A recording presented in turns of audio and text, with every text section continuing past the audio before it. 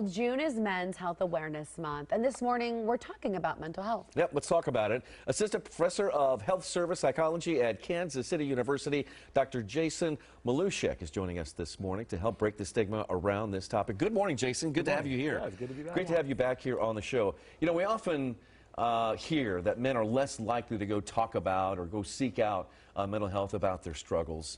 And I'm just curious, why all this macho-ness, Jason? Why can't we just lower our guard and find out what's bothering us? I'm all for that. I think that, you know, traditionally we'll talk to young boys a little bit differently than girls about emotions and hiding our emotions and being strong and man up, pull yourself up by your bootstraps. We tend to have those conversations with young boys, and then when they get older or something's happening, they don't feel comfortable talking about it, or they feel like that's a weakness, that it's some sort of strength issue.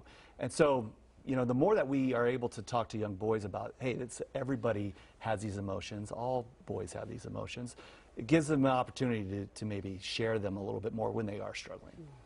Other than sadness, right, because you can probably tell when someone isn't feeling great, or feeling sad rather, what are some less obvious ways that we can see if someone may be struggling with their mental health? So we'll talk to, you know, keep it within, like, young boys. They'll often be a little bit more irritable or angry. You'll just see that mood, but it'll continue. We're not talking about one bad day. It's usually like a stretch of days where they're just a little bit more edgy.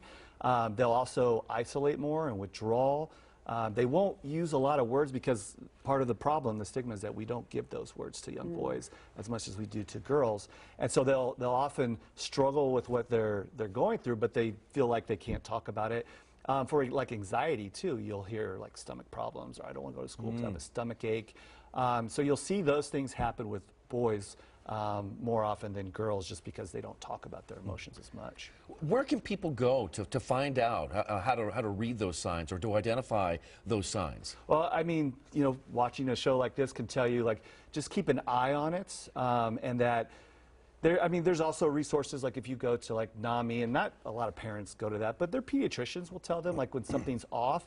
And when something's off, you just start to notice, you know, like sleep issues and the GI, the stomach stuff that I talked about.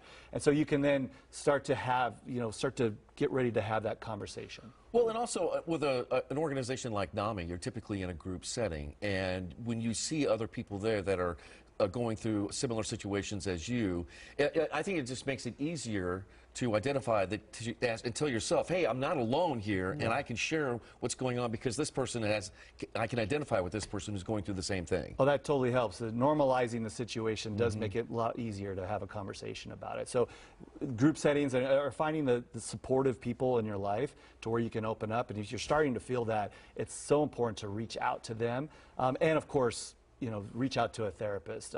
The worst thing that a therapist could say is, like, you know, you're in a good spot here, and here's some things I might have you do. And so, you know, that's not a bad conversation to have. It's a great place to start.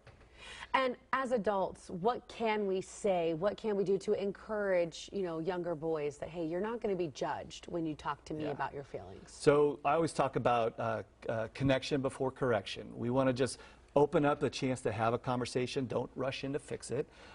Just letting them know that it's okay for us to have this, but also you want low pressure situations to have a conversation. So it's a lot easier to talk about tough stuff if you're in the car, or if you're shooting baskets, or going for a walk. So finding those low pressure situations to bring that up is great. But also, if you're worried, then you should ask directly. If you're really worried about, you know, somebody that you care about, or if it's a child, then you should ask them directly, hey, I think something's going on, let's talk about it. Okay.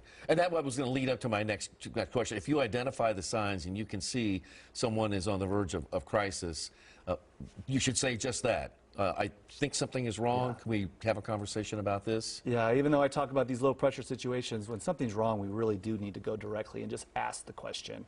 And also, if you're dealing with it yourself, we have, like, 988 is still a great resource that you can access for high crisis or even suicidal thoughts, things like that.